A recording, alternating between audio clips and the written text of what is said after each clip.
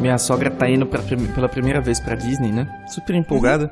E a gente não tá no Brasil, eu e minha namorada, né? E aí ela perguntou, o que você quer eu leve pra você, né? Aí eu falei, brincando, né? Não, traz uma farofa aí. E ela começou a pesquisar como levar uma farofa. Eu falei, não! Errado. Vai dar merda, para. Vai dar muito errado isso. Eu falei, não pode, né? Aí ela, eu coloco no meio das roupas. Não, um pacote de farofa. Aí a gente conseguiu convencer ela a não levar pacote de farofa. Que Colocar bom. farofa no meio das roupas. Imagina só não a faz merda isso. que ia dar isso. O pessoal do TSE abre mala lá, não faz isso, saca? Ia ser lindo. Uhum. Nossa, cara. Aliás, eu tive um sonho muito bizarro hoje, eu preciso compartilhar isso. Eu sonhei que eu tava na Tailândia e que eu não entendia nada do que eles falavam. Isso talvez seja verdade. Não entendia nada do que tava escrito, só que o problema é que quando eu fui tirar dinheiro, o dinheiro deles era do tamanho de uma folha A4, então eu não tinha onde guardar, então eu andava com o dinheiro como se fosse numa pasta, assim, sabe? E era um lugar todo estranho, bizarro, e não tinha comida pra mim. E eu lembro que eu tive que dormir na estação, e tinha um cara na estação chorando, que ele também tava na mesma situação que eu, assim, sabe? Nossa. Um negócio super trágico. E agora eu tô meio traumatizado com a Tailândia, porque eu acho que o dinheiro deles tem o tamanho de uma folha A4, e que eu não vou conseguir sair da estação, sabe? Eu acredito que isso não seja verdade, mas... Pois é, não, relaxa, vai ficar tudo bem. Obrigado, gente. Ainda bem que vocês estão aqui. Você assistiu Lion que tem essa trama aí. Sério? É um filme recente que acho que concorreu ao Oscar. O cara fica preso. Tem aquele filme do Tom Hanks que ele... Do Tom Hanks no aeroporto.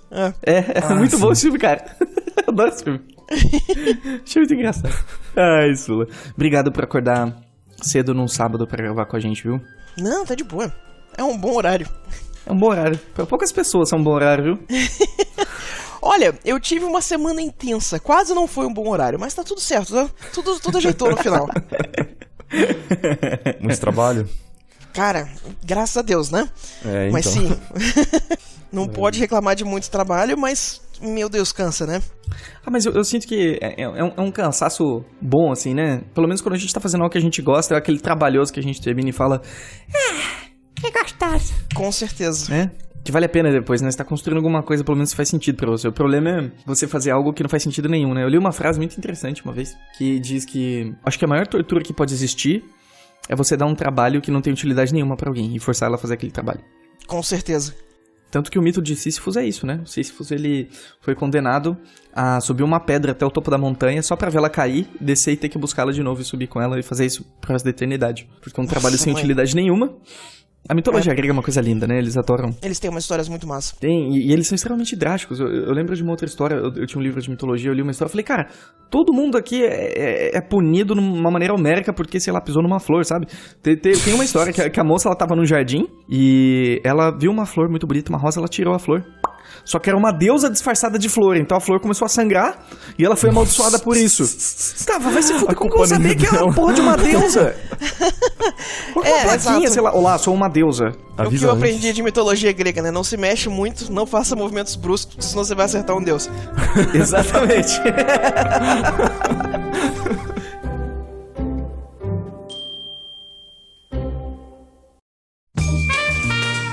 Olá, queridos marujas e marujas, e sejam muito bem-vindos a mais um Iconicast. Eu sou o Henrique Lira. Eu sou o Marco Álvares. E eu sou a Úrsula.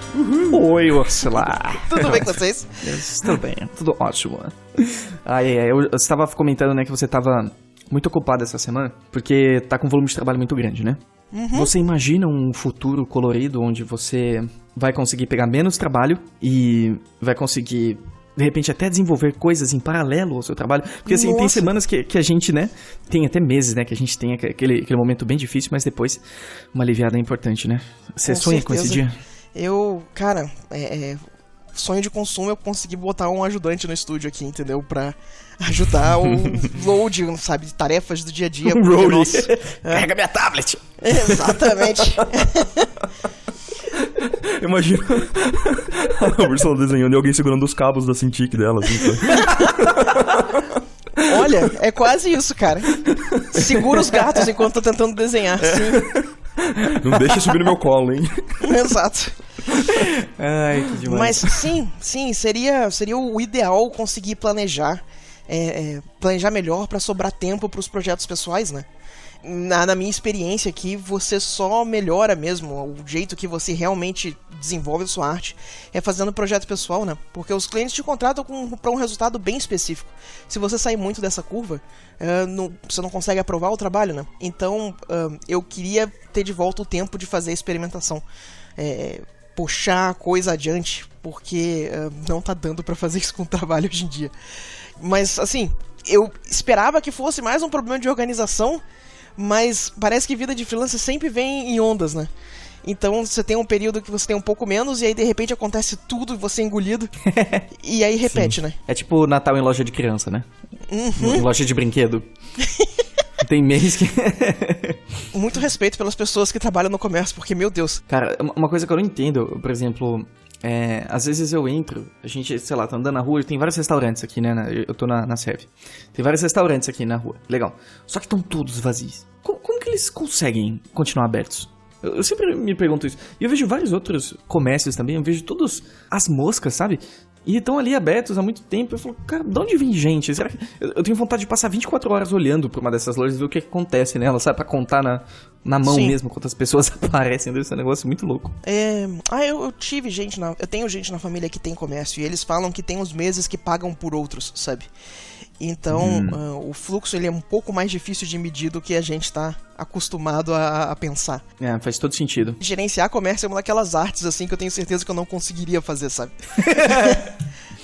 Nossa, é muito bizarro, né?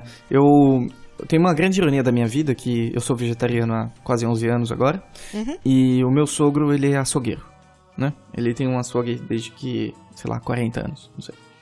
E, basicamente, ele diz que domingo vale por todos os outros dias de compra, sabe? Que o domingo é o dia do churrascão. Exato. E é bem assim mesmo, né? Sim.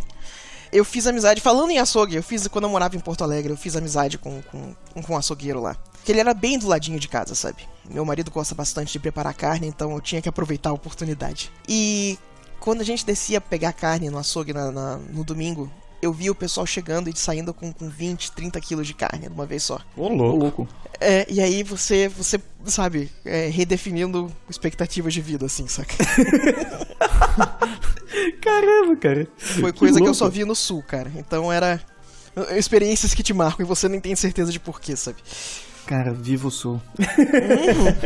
Cara, eu tava vendo uma coisa tão interessante, que geralmente, assim, lojas de brinquedo, quando é dezembro, eles têm um pico de venda, né? E o que eles fazem, eu tava lendo isso no livro sobre psicologia de consumo, que, vamos supor, dá uns 2 meses antes do Natal, eles começam a passar na televisão uma propaganda de um carrinho, um caminhãozinho que sobe a parede e que faz um escambau, né? E aí a criançada fica toda, eu quero. E aí os pais, não, só no Natal. Aí o que acontece? No Natal, olha o que eles fazem, que sacanagem. Eles pegam metade do supply e escondem. Eles não vendem. Certo? Então, a procura fica muito grande, esgota super rápido e ninguém consegue conseguir o caminhãozinho. Certo? E aí, as crianças, os pais vão lá, vou dar outra coisa pra criança então, né? E vai lá, dá outro presente. E aí, em fevereiro, que é o mês mais ermo, assim, nas lojas de brinquedo, pelo que eu tava falando, eles vão lá, pegam o resto do supply e colocam disponível. E aí as crianças voltam, pai, é o caminhãozinho ali, agora tem. E eles vão lá e compram um caminhãozinho. Impossível. Ou seja, resistir, cara.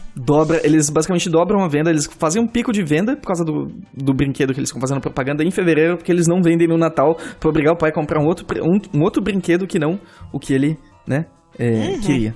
Olha e que essa técnica morreu imediatamente quando criaram o comércio online, né? Eu espero. A não ser que cortem o supply também, né? A não ser que cortem o supply também. Tem concorrência pra isso, né? Mas é que, cara, no comércio online, principalmente você que tá procurando uma coisa mais em comum, eu acho que o grande trunfo deles é a última unidade disponível, entendeu? Quantas vezes você vê essa mensagem, entendeu? Se você não comprar agora, você vai ficar sem pra sempre. Entendeu? Olha! Exato. E eu dei de presente uma viagem pros meus pais. E eu tava no Booking.com pra pegar o hotel pra eles, a pousadinha. Cara, que experiência traumatizante, porque o que acontece é que eles tentam te tuchar o negócio pra você comprar a qualquer segundo, assim. Então, você entra no site, você coloca uma data em um lugar, acabou a sua vida. Não, espera! Não, aqui ó! Tem mais 5 pessoas olhando isso agora! É o último quarto! Corre! Você É chegou exatamente atrasado. esse terrorismo. Exatamente. Cara, é um terrorismo psicológico e funciona super bem. Eu acabei de ser vítima dele. Conte-me mais. Não, eu tava de olho no PlayStation 4, cara. E aí, sabe, eu fui lá olhar e, nossa, última unidade disponível. E aí você, tipo, eu acho que é hoje, entendeu? Não foi uma Vai coisa ter que ser ruim, hoje, né? vai ter que ser hoje, mas não foi uma coisa ruim, mas você fica ponderando até que ponto aquela mensagem foi a pressão psicológica que você precisava pra tomar a decisão, sabe? Pois é. Dizem que o ser humano, ele posterga as decisões da vida dele o quanto ele puder. Você tem que ir lá e fazer alguma coisa a respeito, senão ele não toma uma decisão. Por isso que as pessoas, os vendedores em geral, assim, eles tentam buscar a psicologia pra te convencer a fazer as coisas agora, porque senão você não vai se mexer. Essa é a teoria. Eu só queria saber quem foi o gênio que teve a ideia de colocar pop-up, aquelas pop-up que você não consegue fechar direito, sabe? Quando você arrasta o mouse pra fechar a aba, sabe? Você fica com mais não aba. saia. Nossa, eu fico com mais raiva. Eu prometo pra mim mesmo que eu não volto no site que faz isso, assim, sabe? Justamente quando a gente se livrou da música que toca automaticamente, a galera inventa essa droga desse pop-up. Sim. É verdade, cara. Sempre vem um probleminha, né? E isso, inclusive, pode gerar uma relação muito ruim com as marcas, cara. O que eu já vi de gente falando, cara, eu nunca mais compro um carro da Subaru, porque toda vez que eu entrava no site tinha... aparecia a Subaru, oi, me compra! Qualquer marca de carro X, sabe? Eu fico me perguntando muito a respeito disso, porque eu acho que o nosso público, né, o nosso demográfico, a pessoa que é mais ligada em tecnologia, a qualidade do seu site importa muito pra você como cliente. E é uma coisa que não importa tanto pra outros demográficos, sabe? Mas, cara, quantas vezes eu já deixei de comprar coisa porque o site era... site bagunça, eu não confio nessa loja, nunca mais volto aqui. Sabe? Porque passa uma péssima impressão, né? Você fala, Exato. nossa, será que isso aqui é de verdade? E assim, honestamente, se você tem comércio e seus clientes usam iPhone, velho, já se liga no site já, porque tem outras pessoas passando o mesmo julgamento, sabe? Oh yeah, não, faz todo sentido o que você tá falando, Sula. Você tem uma pegada comercial fantástica, hein? Eu só de conversar um pouquinho com você, eu já reparo que você... tem uns quilômetros rodados nesse aspecto, que legal. Eu sou curiosa, né? Eu leio bastante. Que demais. Quanto tempo você é frila, Lu? Olha, frila, eu tô fazendo 3 anos, eu vou fazer 4 anos agora em... eu fiz 4 anos agora em julho. Isso, nós estamos em agosto, já foi já. Mas antes disso eu tinha 8 anos de publicidade. Então eu trabalhava em estúdio, tudo faz sentido agora. Explicado. O pessoal lá tem uns pensamentos bem interessantes nesse aspecto. Faz você pensar em coisas que você nunca ponderaria se você não tivesse passado pelos bastidores da publicidade, sabe? É uma experiência importante, né? Se bem que eu não trabalhava em agência, eu trabalhava num estúdio de ilustração que era voltado para publicidade. Então o contato que eu tive ainda foi tangencial, mas foi o suficiente para pegar muitas das manhas da direção de arte, direcionamento de público, adequação, sabe? E isso ajuda bastante você se posicionar, né, quando você passa pra freela. Sem dúvidas, nossa, isso ajuda muito, né? E você disse que você gosta de ler bastante. Você gosta de ler bastante sobre coisas específicas ou sobre tudo?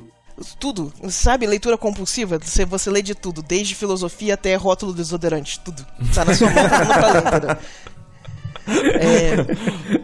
E graças a Deus, eu acho que uma das melhores coisas que a gente tem na internet é esse acesso absurdo a todo tipo de informação, a todo tipo de texto. Opiniões que você não encontraria em outros lugares, sabe? E eu gosto bastante de diversificar, ver coisas que você não ponderaria, hein? Olhar os dois lados da discussão, ponderar coisas, sabe? Nossa, você é tão Você é saudável. um ser único. Principalmente na internet, porque... Nossa senhora. Então, pois eu descobri que se você não lê Facebook, você lê artigos, a coisa melhora, entendeu? Os Olha artigos aí. costumam ser menos confrontacionais do que o timeline do Facebook. E isso ajuda a melhorar a qualidade de vida da pessoa. Que fantástico, que fantástico. E você bateu num ponto que eu acho fundamental, que é esse lance de sair um pouco da bolha, sabe? Eu sinto que muitas vezes a gente entra numa bolha, por exemplo, no Facebook a gente pode, de fato, filtrar o que a gente vê, o que a gente não vê, etc. Mas às vezes é bom ver o que a gente não escolhe, entre aspas. No sentido da gente sair da bolha, sabe? A gente se permitir entrar em contato com coisas diferentes, porque é daí que nasce a tua personalidade, a tua pessoa, a tua existência, ela é única porque você é uma soma de experiências muito individual, né? E assim, se funciona pra você aprender técnica, afinal de contas, quem dos ilustradores que trabalham com isso, quem já não olhou o trabalho de alguém e falou, nossa, como esse cara faz isso? E você vai atrás de entender o pensamento daquela pessoa, é a mesma pergunta, só que no cunho filosófico, sabe? Por que essa pessoa pensa isso? Como que ela chegou nessa conclusão? E você vai atrás de outra linha de pensamento. Isso todo sentido. enriquece a forma como você até soluciona problemas, na minha opinião. Então eu gosto bastante. prática que eu gosto de fazer. Que demais, Sula, que demais. E de que maneira você acha que esse hábito de leitura te ajuda a ser uma artista melhor? Cara, eu sou aluna do Chris Oatley, né? E o Chris Oatley, ele tá sempre falando que a gente não é artista, a gente é comunicador. Tudo que a gente faz, a gente tá comunicando ideias, passando elas adiante, entendeu? E quando você começa a entrar no estudo mais de filosofia e ideologia, você percebe que toda mensagem que você passa tá embalada em outras coisas. Ela tá embalada numa ideologia, ela tá embalada num pressuposto, na sua posição social, na sua posição econômica. Então você começa a ponderar mais sobre o que você está passando para os outros. E isso eu acho que enriquece a comunicação de forma geral. É só você conseguindo ver as outras formas que as pessoas te leem que você não esperava que você consegue lapidar a sua mensagem melhor. E é por isso que eu quero fazer trabalho pessoal. Que demais. Você já tem o costume de fazer trabalhos pessoais ou é uma coisa que você quer fazer com mais frequência agora? Então, eu tinha bastante o hábito, mas à medida que o freelancer foi engatando, né, foi acabando o tempo de mexer nessas coisas. Então, uma das coisas que eu coloquei pra esse ano é que eu ia começar a mexer com pintura a óleo, né? Porque a coisa mais meditativa, sair um pouco do PC, sabe? Sim. E eu fiz algumas experiências já. Eu tava fazendo lá no ateliê do Plein Air Studio. Lugar fantástico, falando nisso. E eu tive minha introdução ao óleo lá. Eu quero ver se eu volto, faço a oficina do ano inteiro, sabe? E sentar e fazer umas peças em óleo, sabe? Mexer com uma outra mídia pra começar, inclusive, a sair um pouco dessa coisa do produção digital orientada a resultados e estilos fixos e, sabe? Só sentar e experimentar e brincar, ver o que acontece do outro lado da produção da peça, sabe? Ajuda muito, né? A pintura a óleo, principalmente, eu sou aficionado, assim, apaixonado por pintura a óleo. Só que eu fui meio que obrigado a parar. Até, eu acho que você tem gato, né? Pelo que você falou. Vou até, assim, deixar um aviso, um alerta, assim, pro pessoal que pintura a óleo, como o cheiro é muito forte, isso pode afetar os gatinhos de certa forma, sabe? Eu tinha uma gatinha que ela era um pouquinho doente, assim, sabe? E eu pintei a óleo e isso acelerou um pouco o processo. Era tipo uma... Assim, ela tinha momentos que ela convulsionava, sabe? Ah, tadinha. Infelizmente, isso acelerou o processo dessa convulsão dela e ela morreu, sabe? Ai, tadinha. É horrível, assim. Então eu peguei um pouco de trauma da pintura a óleo, infelizmente, mas eu sou apaixonado. Tá, então eu vou te dar a dica que quando eu comecei a mexer com pintura a óleo, o meu marido tem muita alergia. Então eu já sabia que eu não ia poder mexer com terebentina, porque senão a gente não ia conseguir conviver no mesmo espaço. Sim. E então eu fui atrás das opções que o pessoal lá fora usa. E eles sugeriram um produto chamado Gamsol pra você usar de solvente. Você tá falando sério? O Gamsol não tem cheiro nenhum. Ele é mais caro. Pra fazer a garrafa chegar aqui é um pouco mais complicado. Mas a Amazon entrega, a Dick Blick entrega. Você gasta uns 300 pila pra fazer a garrafa chegar aqui, entendeu? Mas é uma garrafa, né? É uma garrafa, exato. Ela chega com 3 litros. Nossa. E não tem cheiro nenhum, sabe? Só fica o cheiro do óleo, da tinta mesmo. Fica o cheiro só da tinta. E a tinta não tem... O cheiro da tinta não é ruim. Então, ele não é tóxico igual o solvente. O problema é a terebentina, né? Sim. É porque é muito forte mesmo o cheiro. Muito forte. O ambiente fica tomado, né? Isso. E aí o que o pessoal me ensinou também é você não usar nenhum solvente pra limpar pincel, pra limpar paleta. Limpa só com sabão e álcool que tá resolvido, sabe? Que dá certo também. Nossa, que dica boa. Foi a solução de mexer com óleo dentro de apartamentos e ambientes fechados. Exatamente. Com você gato. Tem que fazer com gatos. E marido, e marido com alergia. E marido alérgico, exato. Delícia, você faz um investimento maior, mas saúde, né? Só tem uma. Não, se quebrar agora... Com certeza. Caramba, que doido isso. Nossa, obrigado pela dica, Úrsula. Que isso, de nada. Eu fui pegar do pessoal que trabalha no Canadá. A gente fica sempre falando, estúdio ventilado e tal. Quando tá menos 30 graus lá fora, você não vai abrir pra ventilar o estúdio, não vai funcionar, entendeu? Em ambiente muito... Então eles que me passaram essa dica. Pra ambiente fechado é isso aqui que você usa. Puxa. Caramba, que sucesso, hein? E aí? Ainda bem que não sai toxina do Photoshop, pelo menos. O Henrique tá livre, gente. Olha, eu não sei se não sai toxina, entendeu? Porque às vezes parece que a gente tá meio intoxicado de ficar aqui na frente. É? Na verdade, não? A CPU ali tá emitindo só. Exato. É interessante você falar isso. Eu vi um TED Talk recentemente que falava sobre quanto tempo a gente passa na frente de telas e como isso afeta a nossa saúde, né? O cara, ele mostrou uma estatística que é a seguinte. Bom, vamos supor que você durma 8 horas que você trabalhe 8 horas. Aí ele falou, também tem a parte de sobrevivência, que você vai investir parte do seu dia comendo ou tomando banho, sei lá, seja lá o que for. Sobra uma fatia bem pequenininha do seu dia pra você fazer o que você quer, certo? Entre aspas. Pensa numa pessoa que trabalha das 8 às 6, etc. E essa faixinha pequenininha, aí ele mostrou desde 2007 a 2017, o quanto desse tempo que sobra as pessoas ficam na frente de uma tela. Em 2007 era cerca, sei lá, de 20% do tempo, e hoje é cerca de 90%, 85%. Você tá sendo intermediado por alguma tela de alguma maneira. Seja o celular, seja a TV, seja o Kindle, seja o que for. E ele mostra que isso tá relacionado a níveis de infelicidade até, porque depende muito também do que você faz na sua tela. Se você tá buscando só por entretenimento, ou vendo videozinho, isso faz mal. Pra saúde mental, ele disse. Não sou eu, é ele que disse. Mas se você utiliza pra ler, ou pra fazer umas outras coisinhas que ele falou, posso até buscar melhor depois, aí é mais ok. Mas é impressionante como no nosso tempo livre a gente vai lá e fica na frente da tela, né? É impressionante, por exemplo, eu tô trocando de país, eu tô viajando, legal, mas eu sinto que eu só tô... Às vezes a impressão que eu não saio do lugar, porque o computador, ele vem comigo, ele tá sempre do mesmo jeito. E... o desktop sempre é igual, então a experiência de estar usando ele é sempre muito parecida, apesar da gente estar mudando de lugar. Então, eu acho que isso faz a nossa transição ser tão suave, sabe? É muito louco isso. Sim, a gente passa muito tempo conectado, no geral. Eu não sei se o problema é estar conectado em si, mas é isso. A gente acaba se acostumando com um ambiente meio tóxico de mídia online, eu acho. Se você conseguir achar lugares...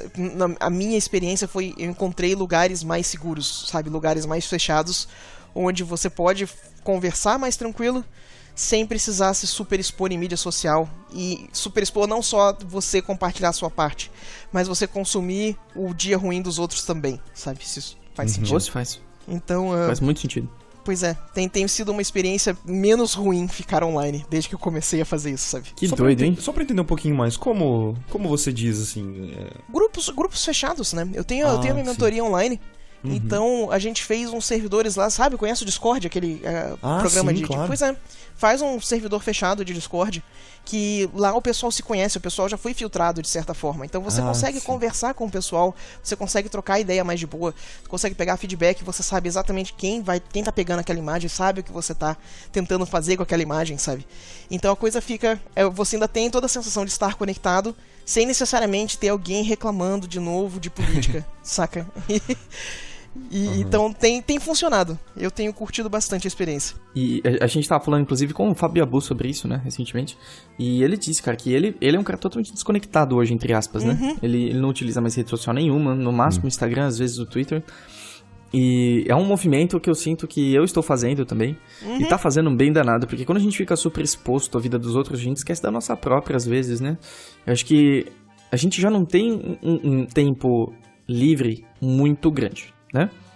Eu não sei o Marco, né? Enfim, mas em geral... Nossa, o Marco, ele tá tão triste hoje que ele nem... Ele nem revidou. Ele só aceita agora quando usou ele. Só aceita o bullying. Ele resignou. Ele tá, Henrique, vai, continua me escrotizando. Continua o que você tá falando aí, velho. Nossa, eu até perdi o fio da meada, na verdade. Sim, a gente não tem muito tempo livre. E a gente ainda vai pra usar pra ver como que tá a vida dos outros, cara. Nossa, isso me irrita tanto. Eu pessoalmente fico muito irritado se eu for fazer isso, né?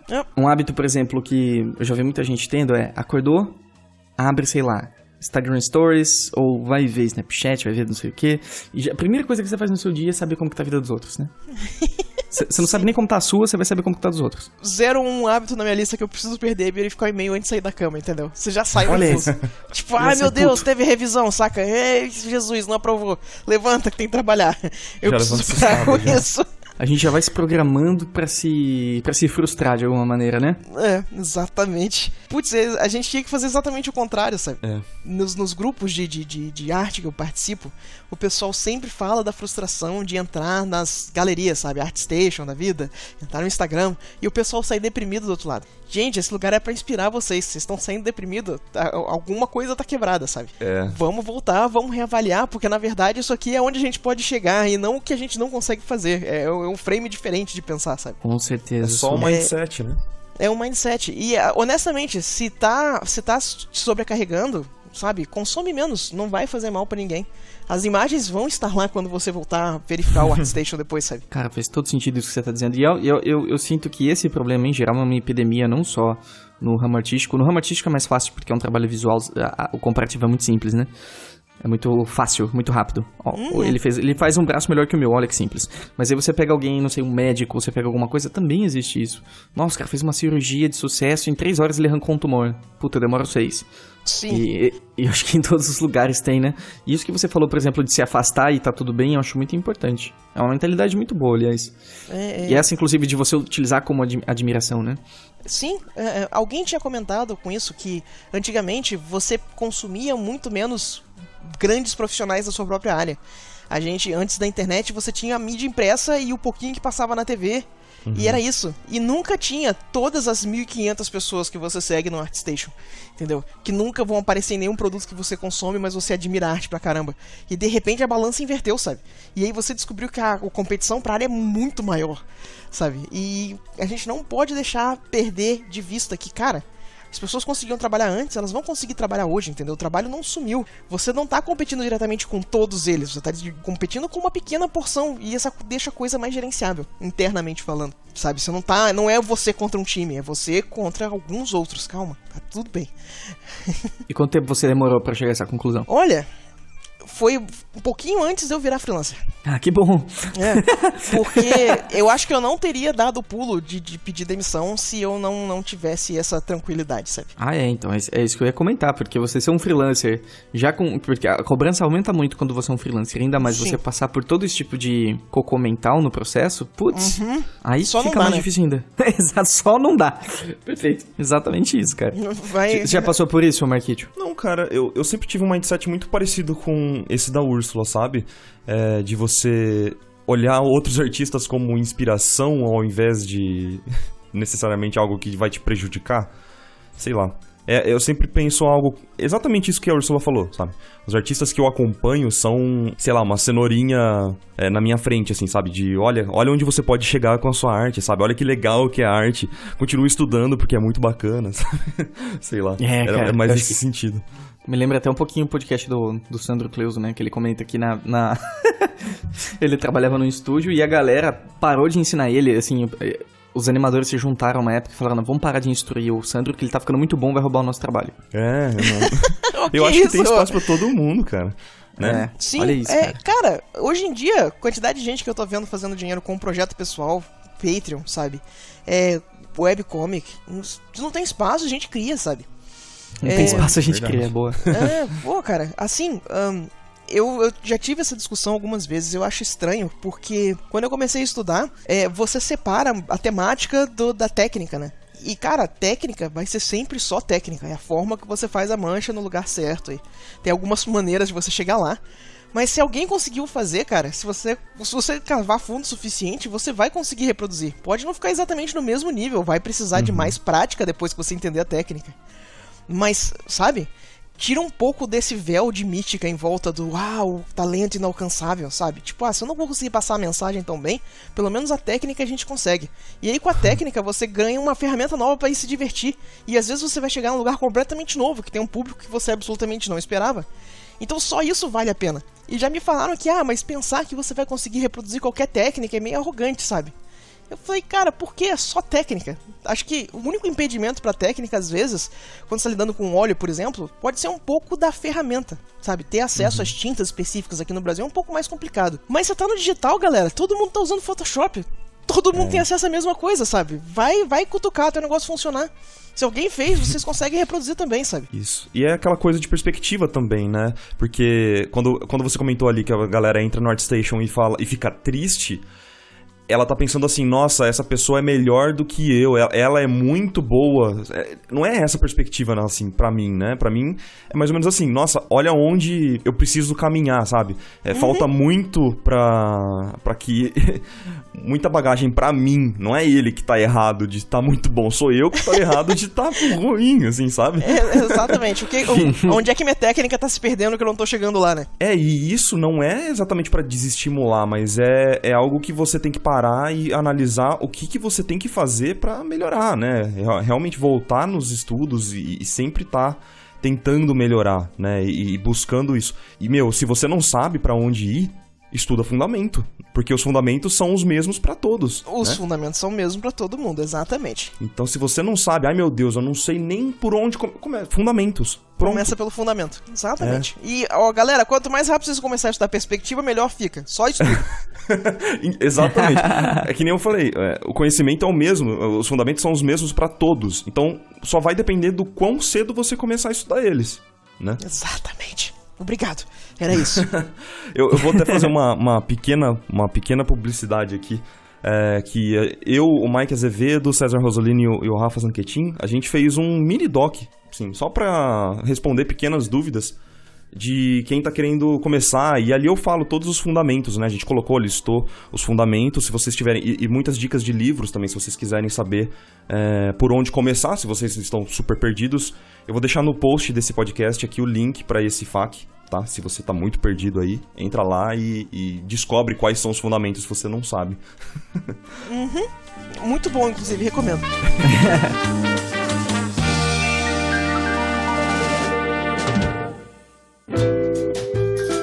E Sula, qual a sua relação ainda com estudar? Porque você tá muito saturada de trabalho, você tem tempo pra estudar ainda? Sim. Bem, não. Mas sim, tem que fazer tempo, entendeu? Eu tô fazendo um curso de anatomia nesse momento. É sempre bom rever essas coisas, sabe? Rever essas coisas. Agora com concordância. Mas, infelizmente, essa semana não deu tempo de fazer o exercício, né? Correr, pegar o prejuízo na semana que vem. Mas, gente, a gente nunca vai graduar de fundamento. Sempre tem o que estudar. O meu entendimento disso é que a arte, a gente tá tentando decorar toda a realidade, né? Como tudo funciona em todos os momentos. E, cara, é muita coisa pra pessoa só decorar, sabe? Então a gente vai fazendo pedacinhos toda vez.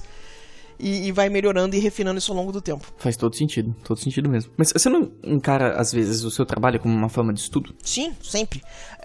Só que é aquilo que a gente tava comentando. Eu acho que o trabalho, ele é muito mais refinamento de técnica. Eu tenho menos espaço para lidar com mensagem, com experiência estética, com fundamento, sabe? Eu tenho uma oportunidade ótima de refinar a técnica. E falta estudar essas outras áreas, sabe? Tanto a parte do que você está falando, quanto o fundamento em si, sabe? Ir lá e refinar mais a anatomia, puxar mais a perspectiva. Eu não acho que eu tenho tanto espaço pra mexer com isso quando eu tô trabalhando pra cliente. Entendi. Mas acho que é uma coisa que a gente trabalha com o tempo também, né? Eu acho que a gente conversou sobre isso com o Thiago também recentemente, e ele falou que, cara, assim, ele é um cara que é majoritariamente da publicidade, né? E ele falou, cara, hoje eu não vejo mais problema nisso não, assumi mesmo, e é isso aí, tô feliz, tô sustentando minha família, tô bem. E ele falou que ele sempre procura experimentar alguma coisa ali, quando tem espaço, né? Mas que, em geral, assim, ele sempre procura uma maneirinha de fazer algo novo, sabe? Nem que seja dentro do que já existe, fazer algo novo. Isso seria uma oportunidade fantástica, mas eu tô lidando com os clientes que têm a direção de arte muito fechada. Então, se você sair um pouquinho do trilho, sabe? Não, Sula, esse dedo não tá grosso o suficiente, refaz essa unha, entendeu? Nossa. Então, justo. Não tem muito espaço pra você experimentar. É sempre, como eu disse, refinar a técnica muito bem. Então, a composição é muito específica, o uso de luz é muito específico. São trabalhos que eu adoro fazer, mas o lado artístico se sente um pouco minguado. Então, eu realmente estou sentindo necessidade de balancear. E, honestamente, acho que todo artista faz isso porque gosta, sabe? A gente não devia perder vista isso. Se a gente parar de fazer a parte que a gente experimenta, que a gente se diverte, vira só trabalho, né? E, pô, era pra ser mais do que isso. Sim, mas às vezes eu acho que é só trabalho mesmo. Eu cheguei num ponto que, assim, é claro, assim, é possível que você ame tudo que você faz, mas não se cobre isso, sabe? Não, eu acho muito maldade consigo mesmo se cobrar que o trabalho o tempo inteiro seja algo que você ama, que você é apaixonado. Às vezes é um pé no saco. É exatamente isso que eu tô tentando dividir a linha aqui. Trabalho é trabalho. Você vai levantar e você vai fazer suas 8, 10 horas por dia de trabalho. Você não tá dando hate na sua experiência. E aí, quando eu fiz isso em publicidade, lá pro finalzinho, tava tão mecânico que você começa a não querer fazer. E eu eu comecei a me distanciar da arte, sabe? E isso é uma das coisas que eu vejo o pessoal discutir, se você deve deixar a arte de definir como pessoa, entendeu? E, cara, sei lá, acho que no final do dia eu ainda sou artista, sabe? O Chris Oatley que costumava falar que eu vou terminar minha vida vendendo pintura a óleo em galeria, entendeu? Que eu vou exatamente pro extremo oposto do espectro. E eu sinto falta dessa parte do ser artista, entendeu? Não ser só um técnico que está trabalhando em confecção de imagens. Confecção de imagens é um termo que É tipo, eu sinto que é uma facada em mim quando... Agora que eu escutei esse termo, dói um pouco escutar isso. Ficção de imagens, dá a impressão que é algo realmente industrial, né? Mas é um pouco, né? Mas não, é total, na verdade. Ilustração principalmente, né? Eu me identifico muito, Úrsula, eu me identifico demais, assim. Porque é que nem... Sempre tem aquele papo, né? De tipo, eu não sei o que desenhar porque tá faltando inspiração, sabe? Eu fico meio sei lá, coça a minha cabeça esse tipo de coisa porque eu sou uma pessoa bem técnica, sabe? Completamente. Eu não tenho muito dessa de, eu preciso de inspiração. Não, até a inspiração tem técnicas pra você ter, né? Então, sei lá. Exatamente. Gente, mantenha o sketchbook. Se tem alguém falando isso, por favor, mantenha o sketchbook. Tô sem ideia do que desenhar. Pega o sketchbook, pega todos aqueles sketches que deram certo e vai finalizar, sabe? Nossa, acho que uma das coisas que tem me doído é que, sabe, já viram aquele ditado que a inspiração só aparece se você estiver trabalhando? E aí o que acontece é que você tá a semana inteira sem poder nem fazer um rabisco pra você, sabe? E, cara, a quantidade de ideia vazando pela orelha, nossa, eu podia finalmente fazer aquela imagem, acho que essa composição ia ficar massa. E você não pode nem encostar nisso, sabe? Então começa a ficar a sede de tipo, eu vou pegar e vou roubar 2 dias inteiros pra mim, sabe? Eu vou roubar dias pra mim. Exato.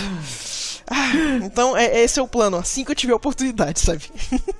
Você tem como freelancer um calendário bem específico? De tipo, eu levanto no horário X, a partir do horário X eu começo, mas eu paro no horário X pra, sei lá, descansar. Então, o parar no horário X normalmente é a parte mais flexível. Eu tento começar sempre no horário fixo, sabe? Sim, eu costumo começar a trabalhar, eu sou uma pessoa mais noturna, eu começo a trabalhar mais de tarde. Então, eu acordo, vou fazer as coisas que eu preciso fazer, as coisas de adulto, né? Cuidar de banco, cuidar da casa, arrumar comida aí. E aí eu começo a trabalhar. Faz a pausa mais no final do dia e emenda a noite. E quando a coisa está sob controle, quando não tem nada pegando fogo, eu costumo parar entre 10 e 11 horas da noite. Mas, essa semana foi um daqueles casos que, tipo, não, vamos direto e vira a noite e vamos entregar e, sabe? Puxa. Tem que entregar 18 horas do dia tal e não tem nada pronto, então vamos embora, sabe? Então, quando eu falo roubar dia, porque uma das coisas que eu faço é isso, eu sumo online. Estou fazendo minhas coisas, eu não vou aparecer, não vou responder mensagem, não vou responder e-mail. É uma das coisas que, inclusive, causa problema no Facebook, que eu sumo. Infelizmente, tenho muito contato pessoal profissional pro Facebook. Se você está ouvindo isso, por favor, passe a mandar e-mail, obrigado. E aí eu logo de volta no Facebook e tem 200 mensagens novas e você vai gastar 3 horas só respondendo mensagem, sabe? Mas eu acho muito bom dar essa distanciada, sabe? Não vou mexer com isso, não vou nem ler, não quero saber quem foi, não quero saber o que aconteceu. Por isso a expressão roubar tempo, entendeu? Eu sumi. Caramba, e você ainda tem um hábito muito constante de vir à noite? Não, essa semana foi exceção, eu não pretendo transformar isso em hábito. Isso destrói a saúde da gente, sabe? A ideia é a gente conseguir trabalhar menos e não trabalhar mais. Então. Eu sou parceira... Fala. Virar a noite pintando a óleo, que aí você termina de cagar sua saúde, não. assim. Mas Double kill, pelo menos a experiência aí vai ser zen, entendeu? Eu vou dormir feliz em vez de dormir ansiosa. Eu tento ser o mais parceira possível, entendeu? Então, se o cliente tem problema, porque acontece problema do lado do cliente também. Sim. Eu não sei exatamente por que isso aconteceu, mas eu pego muito trabalho do tipo, fulano não conseguiu terminar, ajuda a gente a finalizar a peça. E por causa disso eu sempre entro nesses super turbo mode, tem que usar barra de especial. Exato. Caramba, cara. Você apaga incêndios, então. Apaga incêndios, exatamente. Caramba, Sula Bombeiro. Olha isso. Usos abusivos de memes com gifs e pegando fogo, sim. Caramba, cara. Eu costumava muito virar à noite quando eu trabalhava em agência também, né? Quando aparecia a concorrência, putz, aí abraço, né? Virava algumas noites, né? E eu sinto que eu não tenho mais aquela idade, sabe? Então é mais difícil hoje em dia fazer isso. Exatamente. Me sinto pior, sabe? Porque eu tava na Ubisoft e eu peguei uns crunch pesado também. É o mesmo esquema. Vamos fazer build, vai lançar amanhã. Vai lançar amanhã tranquilo. 3 dias direto no escritório, sabe? Tipo, nossa, mãe. Nossa senhora. Caramba, cara. Então é o objetivo de vida número 1, sim. Trabalhar menos. Você acha que depois que você virou freelancer, você passou a trabalhar muito mais? Sim. Sim, adorei essa resposta. Isso é só assim. Existem algumas posturas da minha experiência de estúdio que, como freelancer, simplesmente não cola. Você tem mais distração, você tem mais flexibilidade, tem a hora de parar pra bater papo, entendeu? Quando você é freelancer, você vai sentar aqui e você vai produzir, sabe? E você sabe exatamente quantas horas você passou numa peça, porque você tá contabilizando, porque tem um monte de ferramenta, porque você sabe quantas horas você leva pra terminar a peça e por que ela não está pronta ainda. Então você acaba tirando essas distrações para o trabalho ficar pronto mais rápido. Então eu acho que no geral minha produtividade é maior dentro de casa. Sabe? Olha dentro aí. do meu estúdio aqui. Mas é uma questão de demais. disciplina, né? E a disciplina eu aprendi em estúdio, ironicamente. Você conseguiu trazer ela pra tua casa? Consegui. Graças a Deus. Senão isso aqui não tinha dado certo. Porque não é simples, né? Não. E eu acho que é uma coisa que oscila também, você não acha? Sim. Você precisa estar com espaço mental pra trabalhar, né? Eu descobri que quando a gente trabalhou na Ubisoft, a gente já ouviram falar em Scrum, uma técnica de Já. produtividade? Pois é. Eles falavam muito a respeito de tirar os impedimentos que estão te atrapalhando a trabalhar, entendeu? E isso é uma das técnicas que eu achei genial de ter aprendido no treinamento de Scrum. Se tem alguma coisa que está te atrapalhando, sabe, eu preciso ir no banco. Até eu pagar essa conta e eu não vou conseguir focar no trabalho. Levanta e vai no banco. Resolve o problema, Tira o sabe? impedimento. Uhum. E Imediatamente. Isso tem ajudado bastante, sabe? Se isso tá ocupando muito espaço mental, você não vai conseguir nem estudar e nem trabalhar, sabe? Então resolve as coisas por prioridade.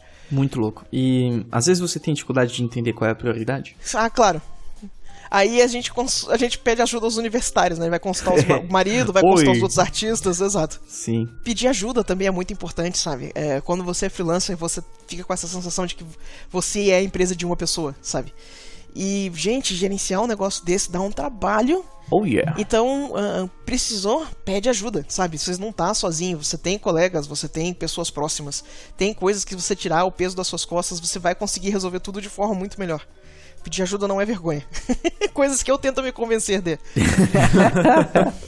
Genial, cara. E você como freelancer, como você lida com o fato de você estar sozinha numa sala? Como você lida com a solidão na vida olha em só. geral? Tem gato, gente. Tem 2 gatos. Eles sempre tornam a vida uma aventura.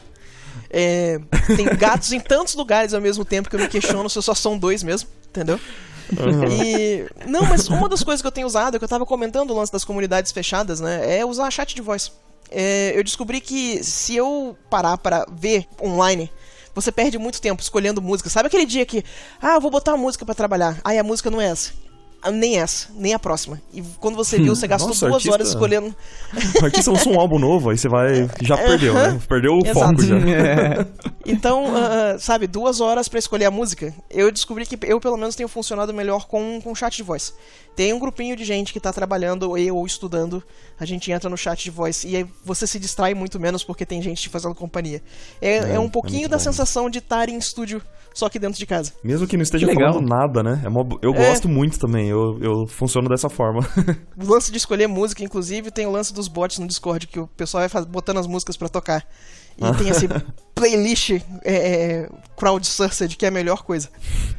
Que demais, cara. Todo mundo ouve junto, canta junto. Pronto, tá no estúdio. Exatamente. Com a vantagem de que o banheiro tá sempre livre. E você não precisa dividir ele com as outras pessoas do estúdio. Uhul! Não legal, roubam suas cara. coisas na geladeira também, que também é uma coisa muito importante, entendeu? E vida de escritório, cara. Era muito bom, mas tem umas coisas que, nossa senhora, sim. Você sente falta de alguma coisa? Cara, Dessa vida? se eu sentia muita falta de feedback de outros artistas, entendeu? Mas desde que eu começou a criar essas comunidades mais fechadinhas, assim, a coisa tem melhorado. Eu gostava muito de sair, tomar um café, e quando você voltava, você viu que o outro pessoal tava trabalhando, as ferramentas que tava usando. Mas aí a gente vai bater de novo a produtividade versus vida em estúdio, sabe? Porque até você voltar pra sua mesa levou meia hora até você passar em todos os artistas, Exatamente. O tempo passa que é uma beleza. Pois é, a gente tem que saber medir um pouquinho, né? Mas, cara, você estar em volta de outras pessoas é isso, né? E eu tenho tentado ser mais gentil comigo mesmo em relação a isso. Essa questão de você estar em volta de outras pessoas pode ser muito produtivo, né? Sim. Não necessariamente ser algo extremamente improdutivo. Eu entendo que a gente tem que terminar as coisas, fazer as coisas no prazo, mas eu acho que faz parte, sabe, do processo. Você tá ali do lado, acompanhando, vendo que ferramentas eles estão utilizando. Isso pode ajudar, inclusive, pra você encontrar ideias, né, e tudo mais. Eu tenho buscado isso de volta em forma de fazer curso, de fazer o ateliê, de buscar técnica nova, sabe? Então, quando eu tava fazendo o curso de pintura a óleo lá no plein air, a ideia era essa, sabe? Você para, faz a pausa, vê o resto do pessoal trabalhando, troca uma ideia com o instrutor. E ter a comunidade, sabe, de pessoas que fazem a mesma coisa, pra mim é uma coisa que enriquece muito. E, sabe, como pessoa que teve problema com depressão, não teve muito tempo e tal, eu vou sempre falar da importância da comunidade, sabe? De você ter contato com pessoas que pensam que nem você. Então é realmente importante. Que demais. Você acha que um dos aspectos assim, importantes para vencer um estado de tristeza profunda ou depressão, a comunidade, você acha que é vital, assim? Eu acho. A gente faz isso pra se conectar com os outros, né? Eu acho que um dos problemas tem aquele mito do artista torturado, né? Você só é bom artista se estiver sofrendo e tal. E eu acho que... No pain, no gain. Eu não concordo com esse mito. Eu também. E eu acho que muita gente sofre porque, putz, arte é comunicação. E parece muitas vezes que você tá gritando pro nada, assim, sabe? E quando você tá em comunidade, essa sensação diminui bastante. Então passa um pouco do desespero que leva a gente a cair no buraco, sabe? Então eu realmente acho que a comunidade é importante. A gente foi feito pra... O Oatley repete muito isso. A arte é feita pra ser produzida e consumida em grupo, sabe? E a partir do momento que você faz isso em comunidade, a coisa fica bem mais gerenciável. Faz todo sentido. Todo sentido, eu concordo plenamente, né? Eu sinto que muitas pessoas acabam se isolando até, né? Meio que começam a ter uma perspectiva da vida distorcida porque elas param de entender ou de receber informações que divergem dessa opinião delas. E elas vão se intoxicando pelas próprias ideias, elas geram conceitos muito específicos sobre o redor dela e aquilo pode ir matando ela aos poucos, né? Exatamente. Isso é um problema sério. Como eu não tenho gatos, Marco, né? Nunca tive um animalzinho de estimação, eu não sei o que é isso. Eu sou uma pessoa sem coração, vazia. Entendeu? Tá explicado. Cara, Tudo faz sentido agora, né? Você pode ter cachorrinho também, tá liberado. A gente tem uma amiga que ela viaja o mundo com 2 cachorrinhos. Só dá mais trabalhinho, mas dá. Uhum. Mas a Isa quer muito um cachorrinho, mas eu não. Eu não consigo. Eu não cuido nem direito nem de mim mesmo, vou cuidar de um cachorro, sabe? Olha só, é só você começar e você vai se pegar muito rápido, te conto. Não, eu tenho certeza disso. Eles te fazem companhia mesmo, eu te digo que é bom. Eu passei bastante tempo sem. Quando eu morava com minha mãe tinha bastante bichinho. E aí quando eu casei, né, vim morar só com o marido e tal, a gente passou quase 10 anos sem ter bichinho nenhum. Nossa. Mas quando... um dos motivos é porque trabalhar fora de casa, né? O bichinho fica o dia inteiro sozinho. Mas passando pra freelancer eu não tive como evitar não. E é bom. Às vezes tá frustrado porque os gatos chegam e jogam tudo fora da mesa, entendeu? Mas tirando isso é muito bom. É pra te dar uma nova perspectiva do seu trabalho. Sim. Mas você tá muito concentrado aqui, né? É pra fazer você levantar da cadeira e olhar o seu desenho de longe, assim, sabe? Isso. Ver a thumbnail, ver se tá funcionando e tal. Sair da caixa. Pense fora da caixa. Pense fora da janela, que seu desenho tá lá embaixo agora. Eu tava achando uma folha que eles mastigaram inteira, cara. Ai, meu Deus, ainda bem que não era nada importante. Mas sim, gatos. Eles são um elemento de caos na sua vida. Eles são muito bons pra gravar a rotina. Acho que essa que é a ideia. Muito bom, talvez eu tenha um peixinho dourado, sei lá, uma coisa mais gerenciável. Eu vou passear com ele. Vamos ver o que acontece. Acho que um ouriço, eu ia gostar de ter um ouriço, cara. Ouriço? O ouriço é muito fofo, cara. É o Sonic. Cara, um porquinho espinho. Iguana, cara. Nossa, imagina andar com uma iguana, chegar no aeroporto com uma iguana. Caramba, isso é uma experiência única. No ombro, né, ainda. Iguana é bicho exótico? Você pode ter iguana legalmente? Não sei. Agora eu fiquei na dúvida. Que se você não puder ter legalmente, você não pode passar com ela no aeroporto. Mas eu conheço muita gente que criava iguana. Eu acho que é igual uma arara, sabe? Que eu acho que você não pode ter uma arara hoje em dia, mas os avós tinham bastante, né? Mas você nunca vai questionar se a arara do vovô é legal ou não, né? Pois é. O bicho já tá lá faz 65 anos. Yep. Ele é ilegal. O que você vai fazer, cara? De 65 anos o bicho. Cara, eu tive um amigo que ele criava iguana. Criava iguana? Aham. E ele andava de moto, cara. E ele... Calma que eu... Ele tinha uma moto, saca? E ele tinha jaqueta de couro. E ele botava a iguana dentro da jaqueta, cara. E ela andava de moto com ele. Era muito legal, sabe? A iguana com um chapéuzinho, assim, tipo, curtindo a brisa, sabe, da moto.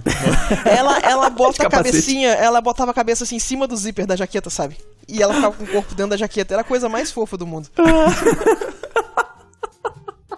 Cara, eu nunca vou entender pessoas que têm cobras. Você já viu isso? Muita gente já gosta disso. Eu não consigo entender, porque, sei lá, eu tenho tanta aflição de cobra e as pessoas gostam de cobra no aquário, assim. Ela fica parada ali, pra sempre. Cara, ela existe. Tem gente que cria aranha, sabe? Nossa, não tem nada contra aranhas, entendeu? Mas baseado na cultura popular em torno de aranhas, tem gente que cria aranha, então é isso. As pessoas são diferentes, né? Estranho. Estranho alguém que seja diferente. Pois é, né? Que doideira. Se eu não me engano, é na Austrália, assim, eles têm tantos bichos bizonhos que eles já fizeram pazes com esse fato. Então eu escutei uma história de uma mulher, acho que ela era brasileira, que ela entrou na casa de um australiano, assim, e ela olhou, assim, na quina da parede, no teto, assim, e tinha, sei lá, uma tarântula, não sei, tinha uma aranha gigante ali. Aí ela, sei lá, John, olha aquela, pelo amor de Deus! Aquele lá é o Roger.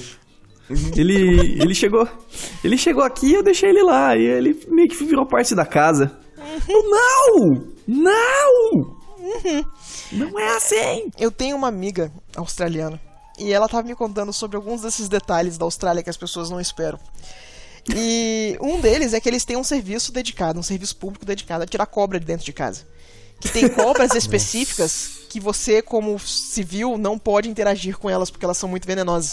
Então eles têm um número, tipo que a gente tem polícia, sabe? Eles têm um número, tipo, oi, tem uma cobra na minha casa. Exato. E aí você começa a ver o quanto que o mundo pode ser estranho em alguns cantos do mundo. Imagina, imagina o pânico, saca? Tipo, vou ter que ficar sentado aqui na frente de casa porque tem cobra debaixo do meu sofá. Nossa senhora. Cara, acho que na Austrália, quando alguém toca a sua campanha, você não sabe se é um entregador de pizza ou um jacaré, cara. Você fica na dúvida, né? Não sabe nunca que vai aparecer. Eu já vi tanta história bizarra. Eu já vi uma outra história que tinha um casal fazendo um piquenique e começou a descer uma cobra da árvore, só que aquelas cobras tipo uma jiboia, assim, sabe? E tipo, dia a dia. Tô aqui fazendo um piquenique. Segunda-feira. É segunda-feira. Feels like Monday, sabe? Pum. E eles têm o hábito de andar descalço, eu ouvi dizer. Então, não obstante de ter criaturas extremamente peçonhentas, eles têm o risco de ser picadas no pé ainda. Tá pedindo, né? Fala assim. E eles gostam de viver ali em contato com a natureza, né? Coisa louca. Enfim. Úrsula, Oi. já falando de natureza e de saúde, como tá a sua saúde? No sentido de você tem tomado cuidado com isso? Que muitos artistas quando... Eu não tô falando semana passada, tá? Exato. Não tanto quanto devia. Definitivamente não. Estou tentando fazer a parte adulto responsável, sabe? Manter os médicos em dias e sabe, não fazer os exames, fazer os tratamentos que precisa fazer, entendeu? Mas infelizmente não tô com tempo de cuidar do resto que eu devia, não. Outra coisa que está na agenda pra fazer o mais rápido possível, aquela discussão de prioridades que a gente tava comentando. O que eu fiz, assim, que foi bem importante, montar o estúdio de forma adequada, sabe? As mesas feitas no tamanho certinho, uma cadeira decente, tá tudo alinhadinho pra coluna não doer. E é muito bom, mas ao mesmo tempo isso também te dá uma preguiça porque nada nunca dói. E aí, se não tá doendo, você não toma atitude, entendeu? Se não dói, não era o médico, né? Exatamente. Ai. Caramba. Eu ouvi dizer que muitas das cadeiras de escolas, em geral, elas eram de madeira justamente para o aluno não relaxar muito. E tinha uma lenda assim. As cadeiras elas eram de madeira porque senão a criança ela relaxa muito e dorme. Então vamos colocar a cadeirinha de madeira. Crianças confirmadas, cara, sim. Não duvido, não tenho dúvida nenhuma, a criança faria exatamente isso.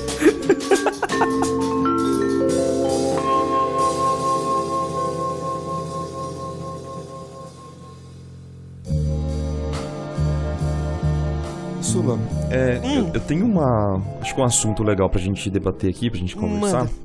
Que é sobre o ensino, né? Aproveitando, falando da sua mentoria, que eu acredito muito que a gente aprende muito mais, ao invés de ficar, sei lá, como a gente estava comentando, né? De, sei lá, vou sentar aqui, ficar na minha caverninha estudando anatomia durante 2 meses. Eu acho que é muito mais interessante você, além de aprender, obviamente, você repassar esse conteúdo, né, para outras pessoas.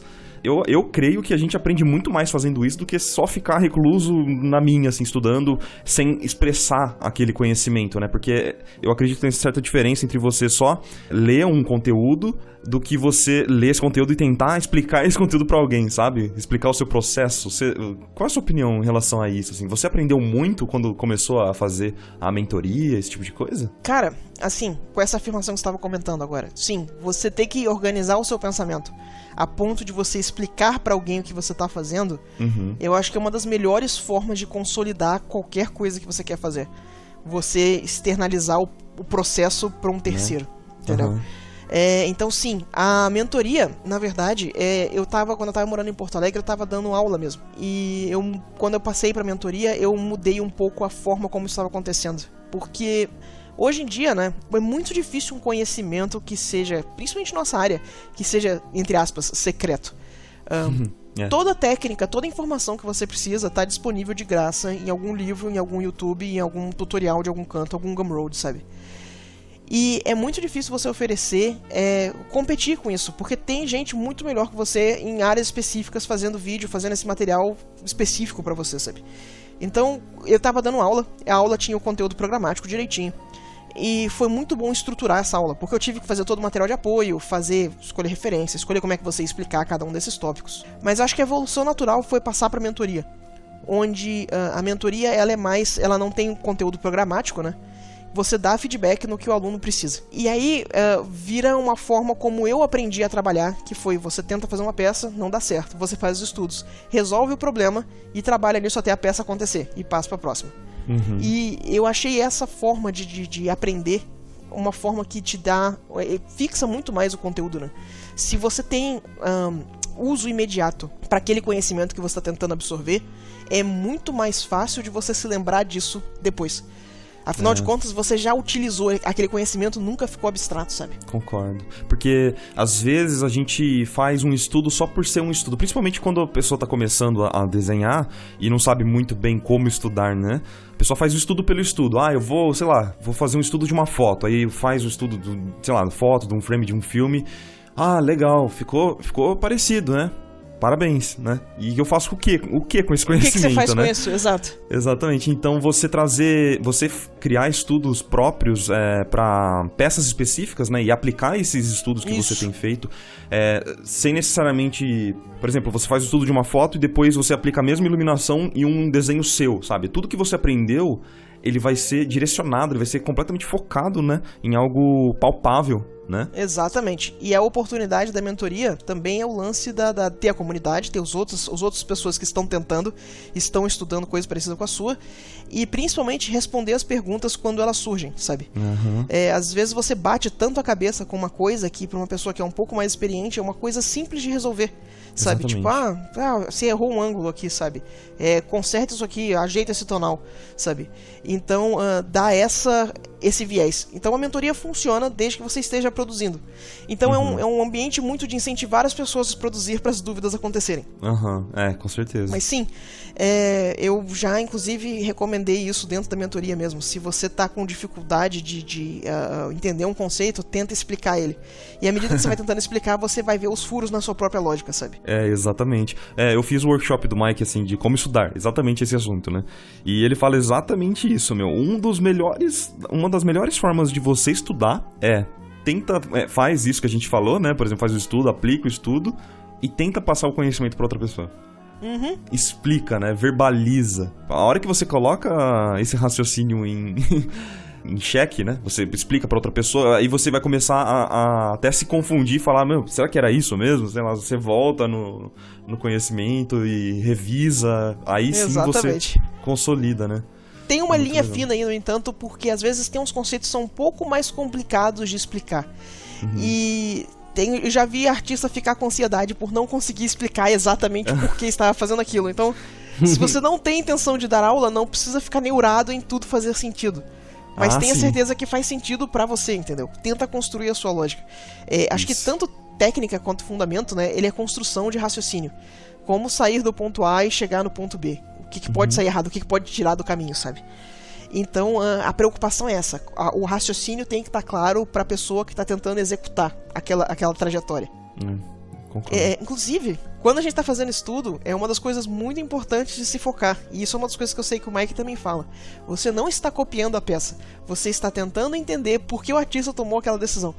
Se você conseguir responder essa pergunta dentro do contexto do estúdio, foi um estudo bem sucedido, sabe? Perfeito. Exatamente. Bom, todo mundo vai saber daqui então sabendo estudar. Agora olha que lindo. Simples. Não, assim, foi um resumão, mas eu acho que já é um norte, né? Pelo menos assim. Sim. É importante. E você ter uma visão externa, né, de outra pessoa sobre o seu trabalho, Por mais que você acredite que o seu trabalho esteja bom, né? Você ter uma visão externa com certeza vai melhorar o seu trabalho de alguma forma, sabe? Principalmente de uma pessoa mais experiente, né? Exato. Eu acho que foi o próprio Fábio Yabu que estava comentando que trabalhar com arte é cruel, porque você não consegue fazer julgamento isento dos seus próprios trabalhos. Por mais que você tem toda aquela técnica de você ver o seu trabalho de forma fresh eyes, né?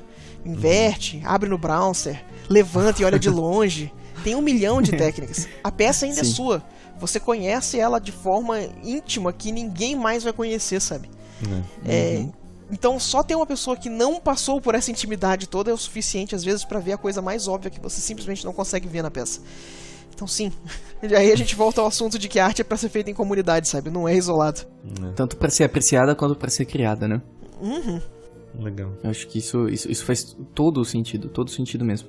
É muito louco, assim, por muito tempo, assim, quando eu tava ilustrando com frequência, eu fazia as coisas por conta própria, então isso era muito difícil. Quando eu entrei por um grupo, inclusive o Marco tava, as coisas mudaram rápido, porque de repente tinha várias perspectivas olhando pro meu trabalho, né? E eu reparei várias falhas rapidamente e agilizou muito o processo, então eu concordo muito com esse lance da comunidade, cara. Sem isso fica muito difícil, eu acho que, e não só na arte, né, cara, em tudo na vida. Se você resolve se isolar, você tá fadado aí contra algo extremamente natural. Acho que não estar em volta de outras pessoas é a mesma coisa que ficar sem comer, na minha opinião. Num grau diferente, sabe? Mas é parecido. Porque é um tipo de alimento, né? Em vários aspectos também a gente cria hábitos que a gente não percebe que a gente tá criando. E são só outras pessoas que vão um dia te perguntar de forma inocente: por que você sempre faz assim? Que você se toca que, nossa, é mesmo, né? Todas as últimas 30 que eu fiz estão desse jeito, eu não sei porquê. E aí não era proposital. Exato. E aí você passa a enxergar esse tipo de coisa. Então é interessante. Você já teve alguma época em que você ficou totalmente isolado, assim, no sentido artístico, falando assim, sem pedir feedback, sem dar feedback, sem nada, só na sua caverninha aí? Você já passou por isso? Sim.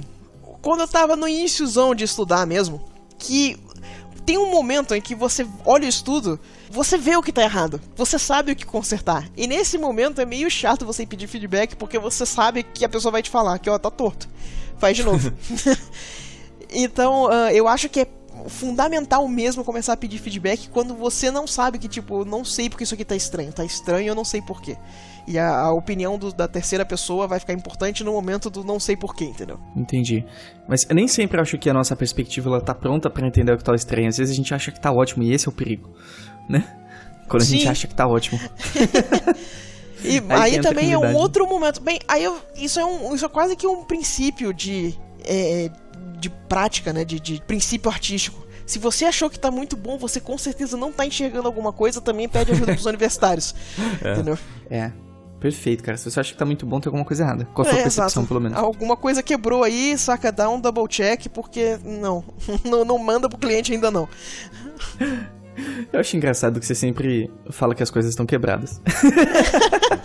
Você já reparou isso, Sula, né? Sim, eu já reparei. E todas as pessoas que fazem a mentoria comigo falam que o meu jargão é o fez sentido. Fez sentido. Que ótimo, cara. Você acha que, de certa maneira, os artistas estão quebrados tentando se consertar ou eles estão criando algo que nunca foi feito antes na vida deles? Acho que muito tentando fazer uma coisa que não foi feita antes. Eu acho que a técnica quebra, talvez. A mensagem, não sei se tanto. Talvez você possa lapidar a mensagem pra ela ficar mais clara. Mas falar que a mensagem tá quebrada é complicado. Realmente. E quando você diz que a técnica quebra, o que você quer dizer com isso? Aí entra os fundamentos. A luz não funciona assim, a perspectiva não tá alinhada, a anatomia não é assim que funciona, essa modelagem pode melhorar, a cor tá bagunçada, aí isso tudo tá quebrado. Tá certo. Eu acho que é muito por causa da cultura de game, né? Esse lance de falar que as coisas estão quebradas, porque o build quebra, as coisas bugam, e sabe? Era uma das expressões que eu usava. Essa arte tá bugada. Essa arte tá bugada, exatamente. Era uma das expressões que se usava muito nesse meio de desenvolvimento, sabe? E, putz, todo mundo que já jogou videogame aí sabe exatamente o que é jogar um jogo quebrado. Não é bom, tente de novo, entendeu? Tem alguma coisa que não tá certa, né? Você pode não saber o que é, mas é. Exato. Sempre. Que ótimo, cara. Ai, que demais. Você comentou que você tava começando com pintura a óleo, né? Eu lembrei da Mika, né, Marco? A Mika, ela também tá Sim. num movimento muito parecido com esse. A Mika Takahashi. De ir pra pintura a óleo e tal. E foi no momento pra ela, assim, de redescoberta. Ela tá no momento que ela decidiu que não quer ser mais ilustradora, essa é a verdade.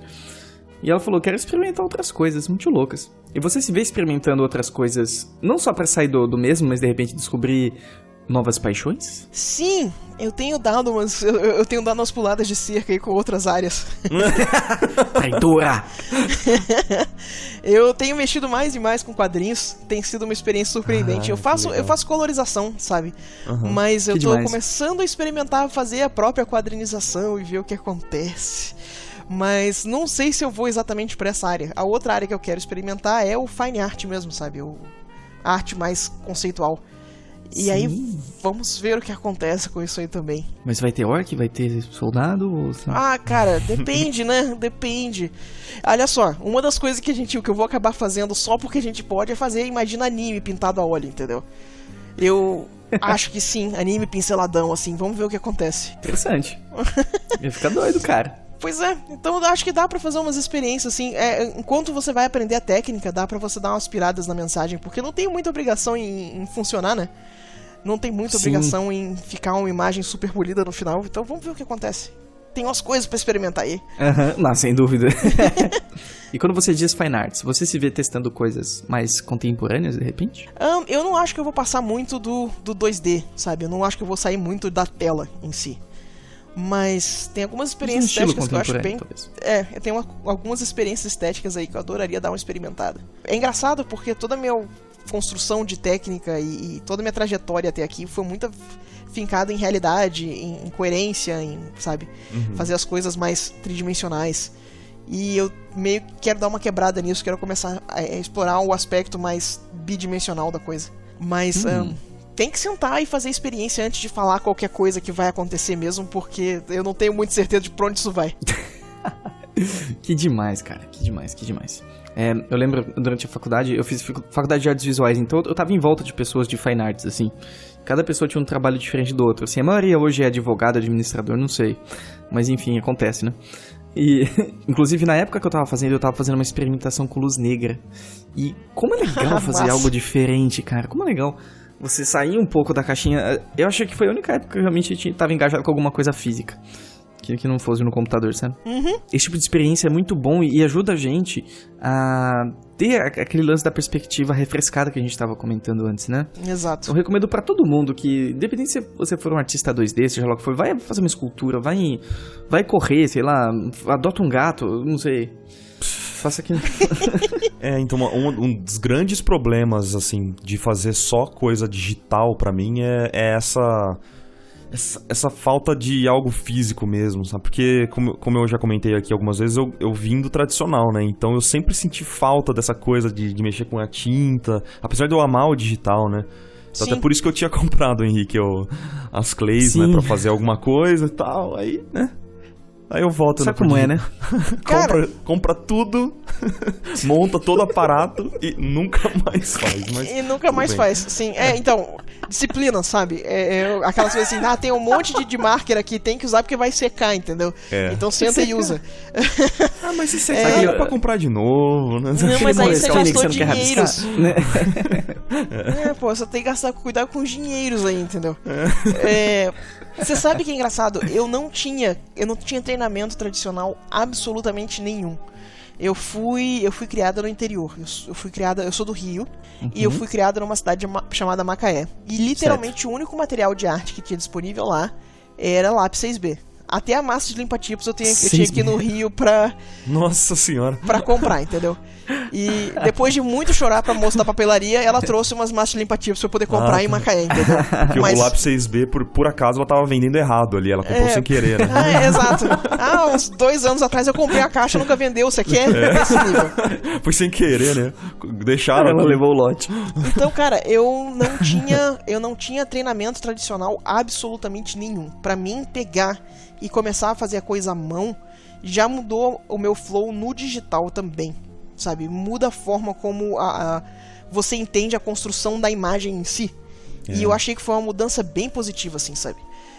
Outra coisa que eu ia recomendar também é não só pegar as técnicas clássicas, sabe? Tipo, não é só pintura a óleo. Eu arrumei um aerógrafo pra brincar também, cara. Olha e aerógrafo só. é a coisa louco. mais divertida, cara. É muito Então, doido, né? E assim, pra quem nunca mexeu com pincel, o aerógrafo é menos... Ele é mais burocrático na hora de trocar de tinta, mas menos burocrático, você não tem que lidar com o pincel, que é uma coisa assustadora pra quem nunca mexeu com ela, sabe? Então, lápis de cor, mas aerógrafo dá pra fazer umas coisas muito legais. Então, putz, é muito divertido fazer essa construção reversa. E eu comecei a sentir na pele o peso da disciplina tradicional. Você tem que planejar mais a peça, tem que deixar o branco, sabe? Em vez de só botar uma camada por cima e pintar 100% branco por cima, sabe?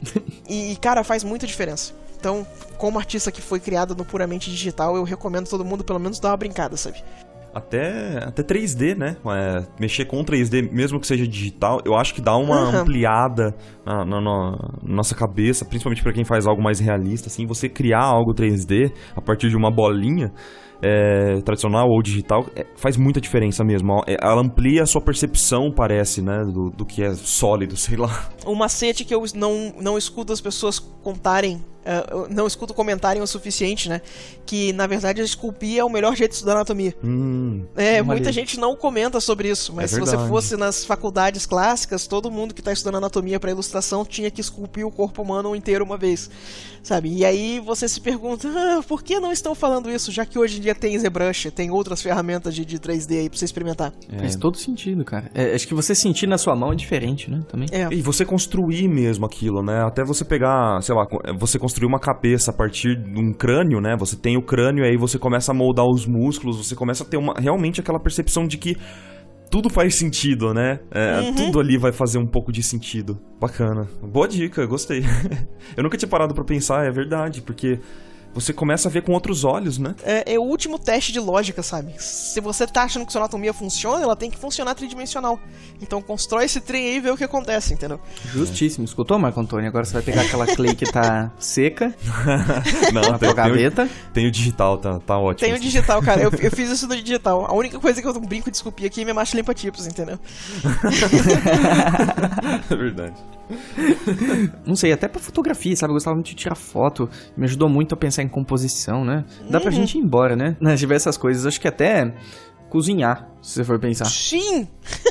As minhas metáforas de arte favoritas são todas em relação à comida, tá? Por favor. Eu posso ter um bias, entendeu? Mas, sim, acho que arte e comida são coisas que vão muito bem juntas, obrigado. Só não coma tinta, gente, faz mal, entendeu? Tirando isso... Que bom que você deu esse conselho, viu? Minha cabeça tava a imaginação rolando aqui. Cara, a gente volta e meia tá discutindo a respeito do mainstream, né? Hoje em dia a gente vive num ambiente muito crítico, socialmente falando. Tudo tá sendo dissecado de uma forma que nunca foi dissecada antes. Até pelo tipo de conteúdo que a gente tem, sabe? A gente tem os blogs que fazem análises de série e todos os detalhes, tudo que aparece na cena, todos os detalhes de fundo, análise, teoria, sabe? O mundo depois que Lost aconteceu. E... Sim. Cara, eu acho que um dos melhores jeitos de explicar isso é comida, sabe? Se você não coloca tempero na comida, todo mundo vai gostar, ninguém vai reclamar. Mas ninguém nunca vai se apaixonar por aquilo, sabe? Se você coloca alguma coisa pra temperar, o pessoal que vai gostar muito. Vai ter um pessoal que não vai nem gostar porque, por que você usou esse tempero? Eu não gosto. E tem o pessoal que eu não posso com esse tempero porque eu sou alérgico, entendeu? E tá tudo bem. O seu público ser menor tá tudo bem, porque o pessoal que vai gostar muito mais do que se você faz uma coisa mais mainstream, mais pra todo mundo, sabe? Então eu tô começando, acho que uma das minhas buscas artísticas tem sido muito exatamente contra esse menor denominador comum que tem sido muito da produção cultural que a gente vê de massa hoje em dia. Cara, faz todo sentido. Todo sentido mesmo. Então sim, gente, comida. Experimentem temperos novos também, é muito bom, obrigado. É uma ótima analogia. Perfeito. Também que eu acabei de almoçar curry. Curry sim. Eu tô com fome, eu não almocei ainda, entendeu? Em breve. Qual é o próximo tempero que você vai adicionar assim na sua arte? Cara, eu tô achando que eu vou começar a abraçar o meu lado mais dark aí, entendeu? Eu quero muito experimentar uma coisa mais dark fantasy, mais horror gótico. Eu não sei se minha audiência no momento está preparada pra isso, entendeu? Mas vamos descobrir. Vai fazer um chocolatinho cacau 90% agora. Exato. Vai pôr bem forte assim pra ver, vamos ver até onde vai. Não é Castlevania não, galera, vai ser horror gótico mesmo, sabe? Vamos ver o que vai acontecer. O Marco passou por isso, cara. O Marco, durante muito tempo, ele fez coisas gore, né, Marco? Conta um pouco pra ela. Não recomendo, mas assim, pra mim, né, é o que eu falei, hoje em dia eu tenho alergia a esse tempero.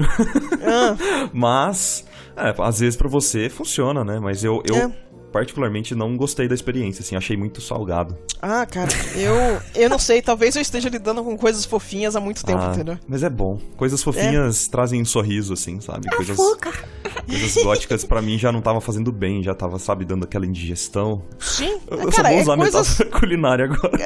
Não, mas é a melhor coisa, cara. Mas sim, eu acho que eu tô comendo só doce tem muito tempo, entendeu? Eu quero pegar alguma coisa um pouquinho mais amarga. Muito açúcar, né? Tem muito açúcar, exato. Quem sabe você não acha um agridoce, alguma coisa assim no meio termo. Exato. Gente, vocês estão com muita fome. A gente tá com fome, cara, é real. Esse é o meu estado de existência. Eu gosto, eu não vou, tipo, putz, eu sou super fã de Steven Universe, por exemplo, sabe? Uhum. E eu gosto muito porque eu acho uma produção extremamente não cínica. E é difícil você achar alguma coisa tão isenta de cinismo como Steven Universe é, sabe? Sim. Mas, ao mesmo tempo, você começa a achar que você tá ignorando um lado seu. Que talvez precise de vazão tem algum tempo, sabe? E é aquela coisa, trabalho pessoal. Você ainda, quando você for fazer os trabalhos de cliente, ainda vai estar tudo bonito e colorido e saturado, sabe? O que aconteceu comigo foi um erro, na verdade, né? Que eu me posicionei de forma equivocada com o meu portfólio e no mercado. É uma coisa que você comenta até no vídeo sobre portfólios, né? Uhum. Que a minha posição foi, olha, porque eu tava fazendo só trabalhos assim, né? Eu queria só, sei lá, extravasar, eu queria fazer as coisas que eu curtia e só coisa dark, só gore, dark, super macabro, vamos lá. Pronto, né? Foi completamente um fiasco, porque só me apareceu trabalho desse tipo, obviamente, né? Exato. O que faltou, acho que foi só uma questão de maturidade, de entender o que eu queria produzir profissionalmente, né? Uhum. E aí que foi o erro, sabe? Inclusive, uma das coisas que eu tenho ponderado muito é exatamente o posicionamento do portfólio se eu parar pra fazer essa experiência do pessoal. Eu não acho que o projeto pessoal vai virar meu portfólio principal. Sim. Ele ainda vai ser um portfólio secundário. Eu gosto muito do que eu tô trabalhando com hoje em dia. Perfeito. Só quero dar uma diversificada, sabe? Então, coisas a se ponderar. Henrique, isso é uma pessoa consciente, entendeu? Eu era apenas um jovem, Antônio. Um jovem amador querendo... O sonho da casa própria.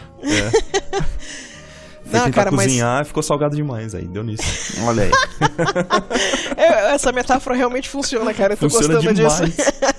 E eu acho até que, questão de mercado, o Rafa Zanquetin, ó, por sinal, tô lembrando agora, ele já tinha me falado uma metáfora de restaurante pra questão de mercado. Então aí, coisa de precificação, sabe? Você pode usar o restaurante perfeitamente como metáfora também, ó. Massa, cara. Vocês estão com muita fome, gente? Vamos comer, vai. Isso.